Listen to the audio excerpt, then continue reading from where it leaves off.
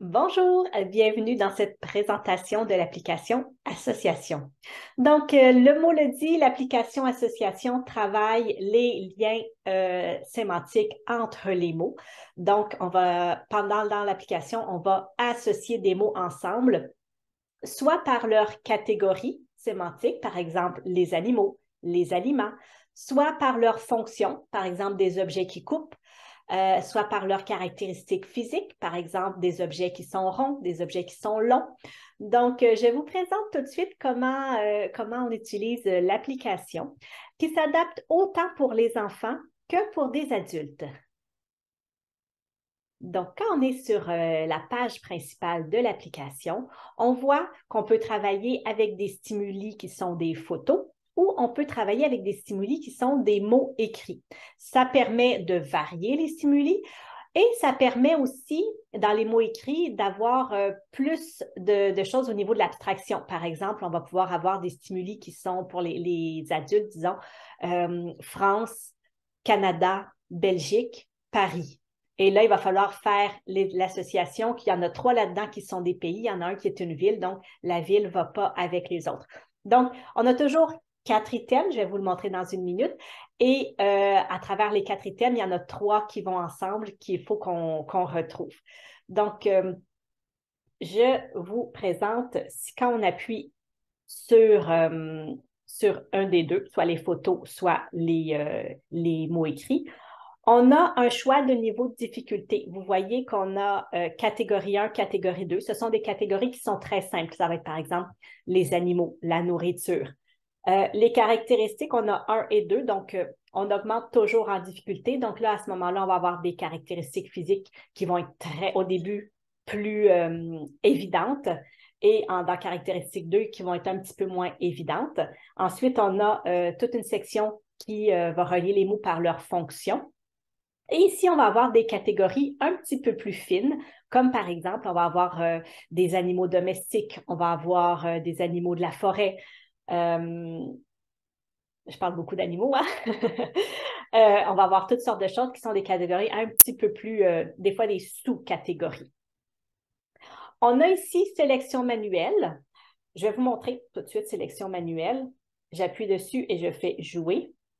Et là, ici, à travers tous mes stimuli, je vais pouvoir aller sélectionner ceux que je veux. D'accord? Donc, ici, j'ai toutes mes... donc, je peux décider, moi, j'aimerais ça prendre que des animaux. Donc, je peux aller sélectionner tous ceux qui sont des animaux. Je suis vraiment partie dans les animaux. Ou, bon, ici, j'ai bijoux, j'ai insectes, j'ai instruments de musique. Donc, je peux vraiment aller les sélectionner un par un. Vous voyez ici qu'il y a une ligne qui est un petit peu verte. C'est parce que j'ai sélectionné un joueur avant de commencer, on ne l'a pas vu là, et c'est un mot qu'il a déjà fait. Donc, s'il a déjà travaillé un mot, il va apparaître comme une ligne verte. Vous pouvez le sélectionner quand même, mais au moins vous savez que vous l'avez déjà travaillé avec cette personne-là. Et quand vous avez fini votre sélection, vous appuyez sur le petit crochet et ça va commencer. Donc, on avait sélectionné instrument de musique. Donc, vous voyez ici qu'on a un violon, un piano, des crayons et un tambour. Donc, il suffit de glisser ici les mots en haut. On peut changer, hein? Si on veut. Et c'est quand on est pas mal sûr de notre résultat qu'on peut aller appuyer sur le petit crochet pour valider. Avant, je vais vous montrer que, par exemple, si des fois, ça peut être un peu plus complexe, surtout dans les fonctions ou dans les caractéristiques physiques, on peut aller prendre un petit indice. Instrument de musique. Donc, et là, je fais ça. Et comme c'est bon, on peut passer au prochain. On peut, si on veut, faire écouter les mots aux enfants. Donc, en appuyant autant. Bague, boucle d'oreille, Vous voyez, si on appuie, on peut entendre le mot.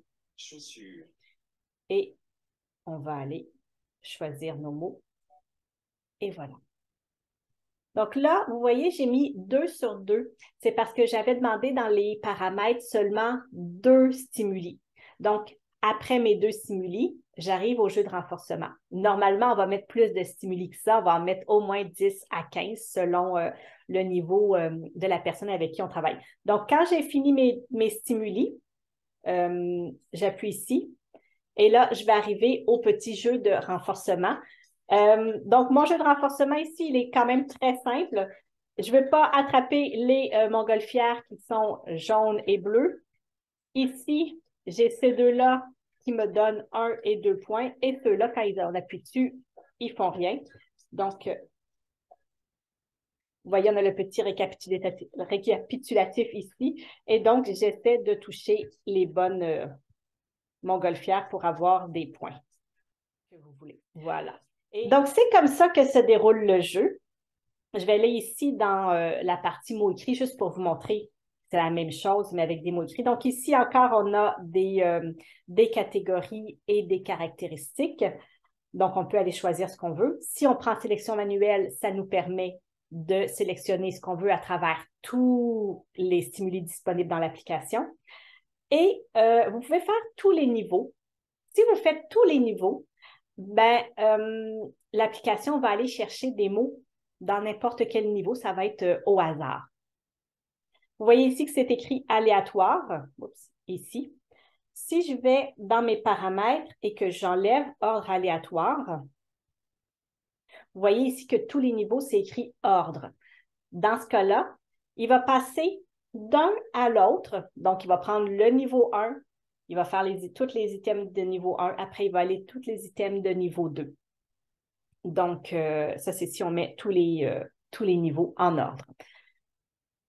Éditer mes listes. Donc, c'est pas possible dans cette application-là d'ajouter nos propres mots, nos propres associations avec nos photos qu'on pourrait ajouter. On ne l'a pas fait comme ça, mais vous pouvez aller vous créer des listes quand même à partir des stimuli qui sont déjà dans l'application. Donc, supposons que je fais éditer mes listes, je fais jouer. Donc, je vais créer une liste ici. Je pourrais dire, je crée une liste aliments. Et là, je vais aller l'éditer avec le petit bouton d'édition. Et là, je peux aller chercher toutes les choses qui ont rapport avec les aliments. Par exemple, nourriture, nourriture ici, fruits, légumes, oui encore. Donc, bon, c'est juste pour vous donner une idée. Et voilà, ici, j'ai tous mes items que j'ai mis dans cette catégorie-là. Donc, par exemple, si je faisais travailler cette liste-là, ben, ce sont les items qu'on verrait dans la liste. Donc, voici, j'ai ma liste aliments. Et maintenant, si j'appuie à nouveau, tout à l'heure, on n'avait pas mes listes parce que je n'avais pas encore créé de liste. Mais maintenant, on voit mes listes et je peux aller sélectionner ma liste aliments. Là, je n'ai pas d'autres listes, mais je pourrais avoir d'autres listes. Et je vais pouvoir commencer avec ma liste aliments. Et vous voyez ici que ce sont des mots écrits qu'on voit. Donc, on a soupe, spaghetti, riz et assiette. Donc, je pourrais aller voir mon indice. Ah, c'est de la nourriture. Bien, assiette, ce n'est pas de la nourriture. Donc, je vais mettre ceux-là et je valide. Ça fait le tour de la sélection des niveaux. Je vais juste revenir. C'est par exemple, si je prenais catégorie 1, je vais tout de suite commencer avec les items de catégorie 1 qui seront en ordre aléatoire ou en ordre un après l'autre selon ce qu'on a choisi dans les paramètres, dans notre petit bouton paramètres au début. Alors, notre premier paramètre, c'est le thème. Le thème qu'on a vu tout à l'heure, c'était le thème ciel étoilé. Je ne sais pas si vous vous rappelez, mais c'était bleu foncé avec des petites étoiles. On a aussi le thème océan, où là, ça va être un fond bleu pâle avec des petites bulles qui montent. Ou on a le fond neutre, où, ben, tiens, je vais vous le montrer, où c'est très, très sobre. Donc, pour les enfants qui ont un petit peu de fragilité au niveau de l'attention visuelle ou pour des adultes qui ne veulent pas quelque chose qui est trop infantilisant, ben, on peut avoir un fond là, très, très neutre comme celui-là. Je vais vous montrer notre petit fond océan. Ça va prendre une seconde. Ici, on a le fond océan. Donc, c'est quand même assez neutre. Hein? C'est juste bleu avec des petites bulles qui montent. Moi, c'est mon préféré. Ensuite, on a le mode de notation. Donc, le mode de notation, c'est comment on va noter les résultats. Donc, celui que vous avez vu, hein, quand on appuie sur le petit crochet ici en bas à droite, je vais vous montrer. Dans le fond, on sélectionne nos items et on appuie sur le petit crochet et la correction se fait automatiquement. Si c'est réussi, on voit les images, le contour des images qui apparaît en vert. Si on échoue, ça apparaît en rouge et on peut recommencer si on veut. Donc, je vais pouvoir recommencer ou on peut passer à l'item suivant. Donc, ça, c'est le mode de notation automatique.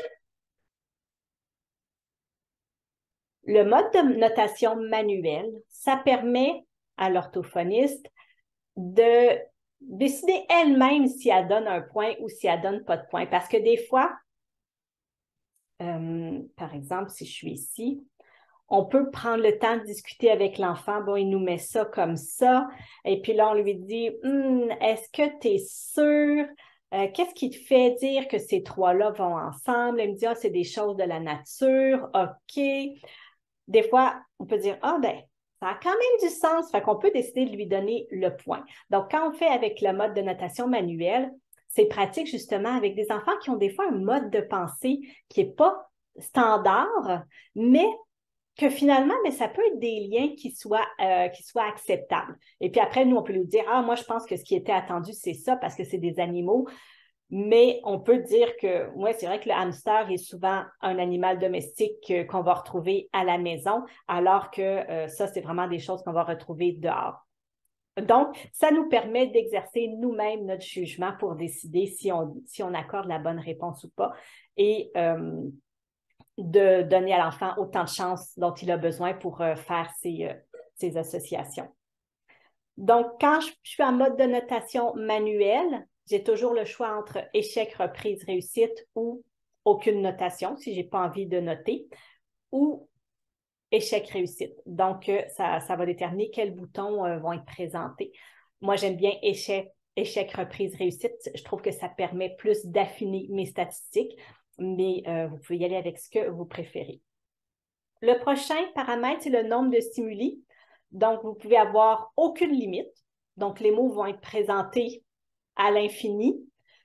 Si toute votre liste est terminée, si vous aviez 5 stimuli dans votre liste et qu'ils sont terminés, ils vont recommencer les 5 mêmes. Et il va y avoir un petit X. Vous aurez juste à appuyer sur le X quand vous avez terminé. Liste sélectionnée, il va passer toute la liste que vous avez choisie. Par exemple, si vous avez choisi niveau 1, catégorie 1, il va passer toute catégorie 1, puis après, il va s'arrêter. Limite déterminée, moi, c'est ce que j'utilise le plus souvent. Je détermine exactement combien je veux de stimuli. Par exemple, si j'en veux 10, je l'écris ici. 10 stimuli. Et sans limite, c'est ce qu'on avait vu au début. Ordre aléatoire, oui ou non. Si c'est en ordre aléatoire, il va présenter les stimuli dans n'importe quel ordre. Si on prend ordre standard, il va prendre le premier de catégorie 1, le deuxième de catégorie 1, le troisième de catégorie 1. Jeu de renforcement. Vous l'avez vu tout à l'heure, on a les montgolfières qui montent. On peut avoir aussi les pieuvres.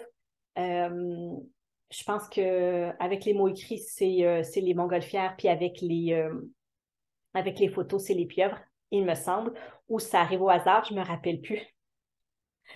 C'était un jeu qui était quand même un peu difficile pour les jeunes enfants, donc on a fait aucun jeu de renforcement si vous ne voulez pas, un standard, donc avec un niveau de difficulté un petit peu plus grand, puis un niveau facile où là, l'enfant, même s'il il manque beaucoup, beaucoup de montgolfières ou beaucoup, beaucoup de pieuvres, il va avoir ses points quand même. Non, c'est pas vrai. En fait, je me trompe.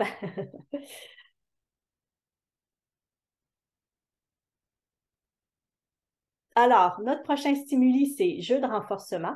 Donc, jeu de renforcement, on a jeu de renforcement facile. Donc, ça va être avec les pieuvres. Donc, il a juste à regarder la couleur de la pieuvre et il va savoir quelle couleur de pieuvre il peut toucher ou non. Aucun jeu de renforcement. Si vous ne voulez pas que le jeu soit présenté à la fin du travail, vous pouvez choisir ça. Ou jeu de renforcement standard, c'est celui avec les montgolfières où là, vraiment, on va y aller. Il y a 2 couleurs à prendre en compte pour le choix, pour savoir ce qu'il faut éviter de toucher Donc, c'est un petit peu plus difficile. Le jeu de renforcement, il dure à peu près 45 secondes. On ne lui a pas donné une durée déterminée. C'est un nombre de montgolfières ou de pieuvres qui vont passer devant l'écran qui va déterminer la durée du jeu, mais ça tourne, on avait calculé pour que ce soit autour de 45 secondes. La police d'affichage, par exemple, si vous travaillez avec les mots écrits, vous pouvez choisir la police d'affichage que vous voulez. Avertissement pour la sélection d'un joueur, on l'a dans toutes nos applications. S'il est activé, quand on démarre, ça va toujours nous dire « Avez-vous sélectionné un joueur » si on ne l'a pas fait. Ça nous permet de ne pas oublier de sélectionner un joueur si on veut pouvoir enregistrer les statistiques pour notre joueur. Vous pouvez l'enlever aussi si vous n'aimez pas que ça fasse le petit bip à chaque fois que vous commencez. Moi, j'aime pas beaucoup ça. Déconnexion automatique, ce qu'on a fait, c'est que chaque fois qu'on finit le jeu, le joueur qui est en train de jouer est déconnecté. Donc, si vous commencez une nouvelle partie avec un nouveau joueur, ben, ça va vous proposer encore de sélectionner un nouveau joueur. C'est pour éviter d'enregistrer des statistiques sur le mauvais joueur. C'est quelque chose qu'on essaie. Donc, les sons, la musique, c'est pour couper les sons et pour couper la musique. La vitesse, c'est comme d'habitude, là, si on veut modifier la vitesse de la synthèse vocale. Et la synthèse vocale peut être, comme d'habitude, en français international et en français québécois. Donc, on se rappelle que ce n'est pas uniquement pour la voix, mais c'est aussi pour le vocabulaire, dans le sens où si on voit des chaussettes, en français international, ça va dire chaussettes et en québécois, ça va dire bas. Donc, ça fait le tour des paramètres. Ensuite, ici, il nous reste la section des joueurs, la gestion des joueurs. Donc, ici, comme d'habitude, on peut créer un nouveau joueur, on peut éditer le joueur, on peut supprimer le joueur. Et ici, on peut avoir accès, je sélectionne, on peut avoir accès à nos statistiques. Donc, ici, on voit par date qu'est-ce qui a été travaillé. On voit le pourcentage de réussite. Et si on appuie dessus, là, j'ai appuyé dessus sans faire exprès, on voit qu'est-ce qui a été travaillé et ici, je vais ici. On voit qu'est-ce qui a été travaillé et le pourcentage pour chacun des items. Voilà. Merci d'avoir été avec moi pendant cette petite présentation. Donc, je vous encourage, ceux qui ne l'ont pas encore, à télécharger au moins la version gratuite Orthophonie Association sur l'App Store. Donc, à partir de cette version-là, si ça vous intéresse, vous pourrez accéder en achat intégré à la version complète. Je pense que ça vaut quand même la peine de l'explorer. C'est une excellente application à avoir dans notre boîte à outils. Les enfants comme les adultes l'apprécient beaucoup. Alors, sur ce, je vous dis merci, je vous dis au revoir. N'hésitez pas à faire un petit j'aime en dessous de la vidéo si vous appréciez mes petits tutoriels.